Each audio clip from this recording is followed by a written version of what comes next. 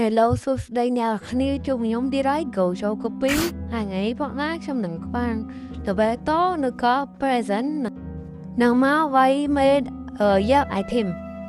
មកចូលដល់វីដេអូអ្នកគ្នាកុំភ្លេចជួយ subscribe ចុច like និងចុចរូបសញ្ញាកណ្ដឹងដើម្បីទទួលបានវីដេអូថ្មីៗពីខ្ញុំបាទតោះចូលវីដេអូទៀតអ្នកគ្នា Let's go មុននឹងទៅគាត់ level យើងមកដាក់ខ្វះជាមុនសិនហើយយើងវាយ NPC នៅក៏ present នេះដើម្បីទទួលបាន level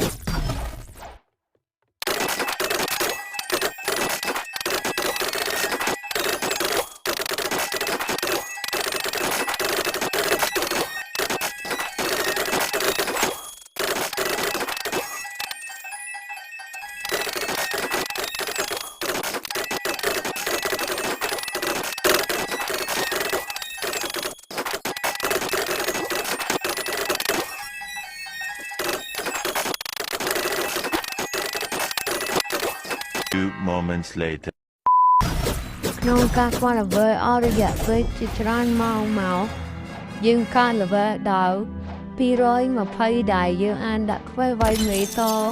គេបានដែរមេនេះផងដែរគឺអត់មានអ្វី item ឬអ្វី drop នោះទេអញ្ចឹងយើងខ្វះ level តទៀត show អ្នកគ្នាមើលការខ្ញុំវាយមេទាំងអស់គ្នា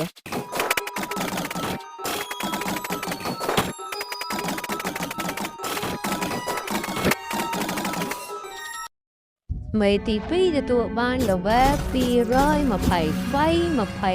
25នឹងអ្នកគ្នាពេលខ្ញុំនៅ level 225នេះនឹងខ្ញុំ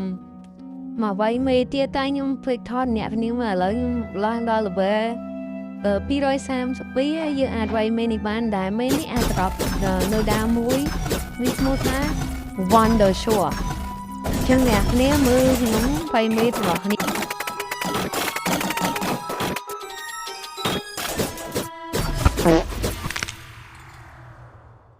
1 hour later. ជុំអ្នកគ្នាបានដាវអ្នកគ្នាបានដាវជុំវាយតាមដងម៉ែ យេអាហ្នឹងអូយព្រះអង្គអរគុណព្រះអង្គព្រះអង្គច័ន្ទមនីអរគុណព្រះអង្គអូយព្រះអង្គច័ន្ទមនីស័ក្តិសិទ្ធិព្រះអង្គច័ន្ទមនីនេះអ្នកគ្នានេះ Wonder Show នេះមកវាយតាមដងកប់សេរីអ្នកគ្នា